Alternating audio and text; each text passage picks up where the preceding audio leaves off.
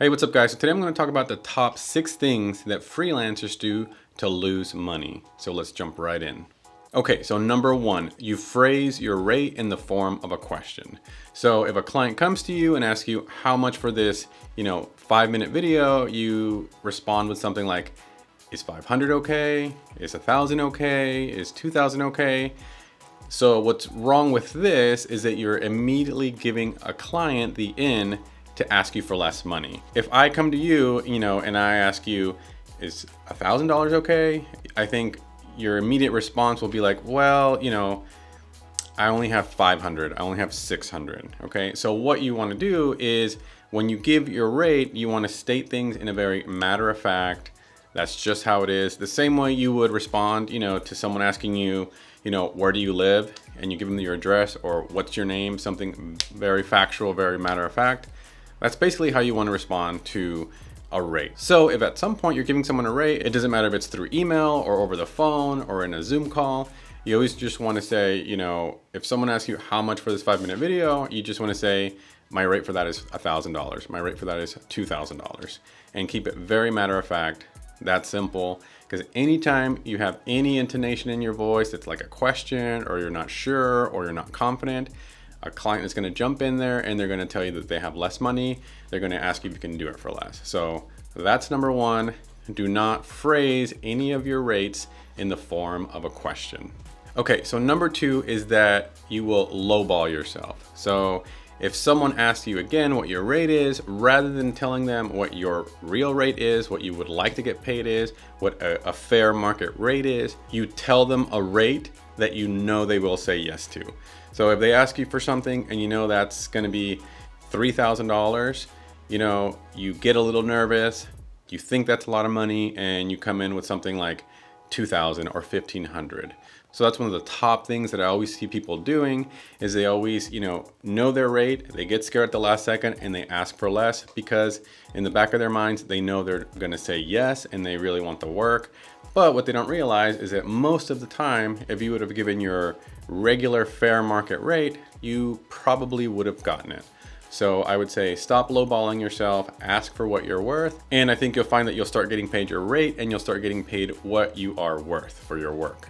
Okay, and so number 3 is kind of the opposite of the previous one, and that is that they charge way too much for their work or they're way too rigid on their rates. So what this looks like and the way you actually make less money by doing this, it's, you get very hardcore, you get very rigid, very strict about your rates. And if the market rate for it, say something is $1,000, you ask for $3,000 or $4,000. And you think you're making more money, which most of the time is very, very rare. But what ends up happening is the math kind of works out more like this. And I'm going to use very basic, easy numbers so everything makes sense. So rather than say working on 10 projects in a year for $100 each, and you make $1,000 at the end of the year, you end up working on only 2 projects at $300 each for only $600 at the end of the year. So $1,000 is obviously more than $600. So there's multiple downsides to that.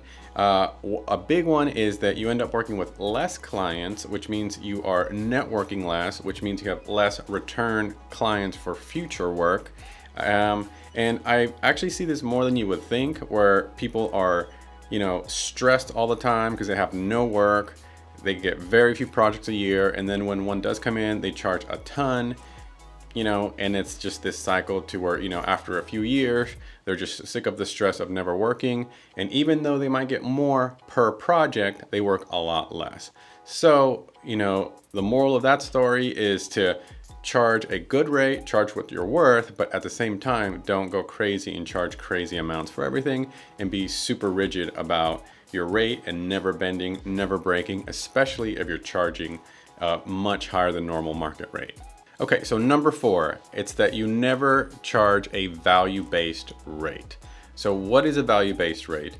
Basically what that means is that rather than charging, your typical market rate or charging on an hourly basis, you charge a client based on what that project is worth to them.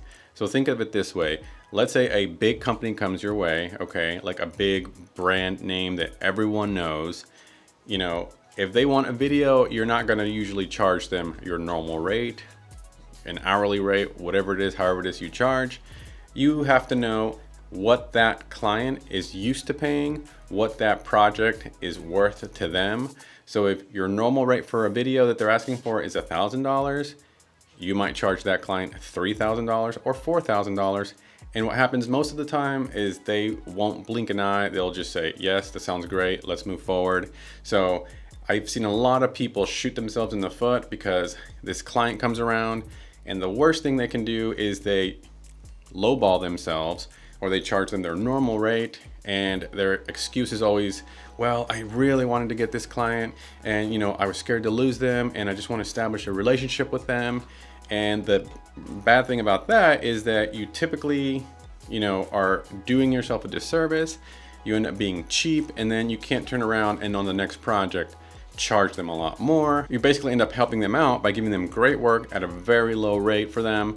And even though you're getting regular work, just think of the fact that you could be making 2 times or 3 times more on that same project. So again, think of who you're working with and think of value-based pricing and not just hourly or what your normal rate is. Okay, so number 5, we're almost at the end, so stay with me. And this is one that's a little bit out of left field, but I think it'll surprise you that if you start, and that is not using a time tracking app. You definitely want to use a time tracking app. The one I personally use is called Hours Tracker. It's free, download it. And what I found is that before I started tracking the hours with a client with an actual app where I start a project, when I sit down to work, I clock in, when I take a break, I clock out, when I finish working, I clock out at the end of the day. What I found after using this app is that I was working a lot more than I thought I was on a client, which means I was losing money. On average, I found that I was working, 10 hours more than I billed the client for. And it's really because all these little things add up when you're not keeping track of your time. I mean, you would just be surprised how, working that extra 20 minutes here, 20 minutes there, it adds up. And so you might think that that video is gonna take you 20 hours of work, but then once you're done and all these other things that come up, you end up working 30, sometimes 35 hours on that project. So that helps you so that when the next project comes along, you actually bill that client correctly. And also you're not overworking yourself, you're not getting underpaid, because if you end up working a lot of extra hours, obviously you're making, less money for the rate that you were paid.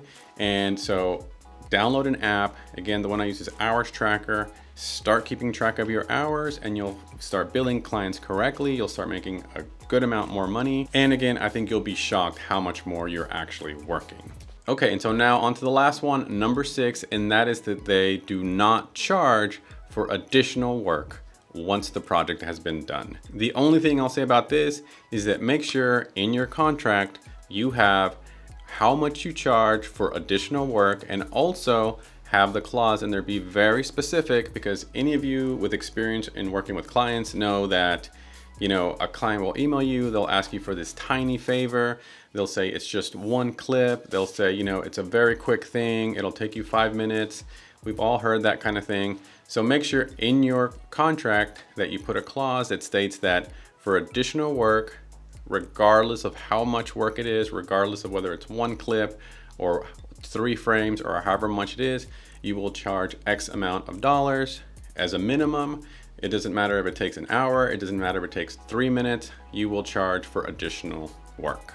And the reasoning behind that is because the gray area is always that you might have in your contract that for additional work, you might charge, $100 an hour, for example, but then a client will send you something, it's 10 minutes of work, it's 30 minutes of work, and then it's like, okay, it's a quick little thing. But you'd be surprised how over the course of a project and over the course of even a year, all these little, 1 clip here, 2 clips there, 10 minutes here, 15 minutes there, all of that stuff at the end of the year will potentially add up to, honestly, a few $1,000s, if not more, that you're just giving away to clients when you could be charging for them. And in most cases, clients will be okay with it. It's just all a matter of how you phrase things. keeping communication going, make sure that they know that you charge for these things, make sure it's in the contract, make sure that you tell them if they ask for, additional changes or anything else, you let them know, how much that's going to be. It's going to be a little bit extra work, so there's no surprises. So it's that simple. Charge for extra work when they ask for additional changes once the work has been completed. Okay, so those are 6 things, very common things. I'm sure you do at least 3 to 4 of those. I know I've done them in the past. So jot these down, post it on your monitor, and make sure that you don't do any of these. And I think that you will notice very quickly how much money you were losing by doing all of these, from, lowballing yourself, asking for a rate in the form of a question, etc., all these sort of things. So I'm sure you learned something. Like, subscribe if you can, give a thanks below, and I'll see y'all later.